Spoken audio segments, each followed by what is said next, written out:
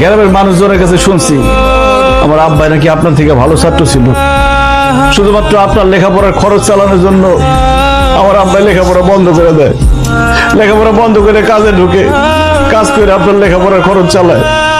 শুধুমাত্র আপনার জন্য আমার আব্বা তার জীবনটা নষ্ট করছে। সেই মানুষটাকে আপনি আঘাত দিয়ে কথা বুঝতে পারলেন?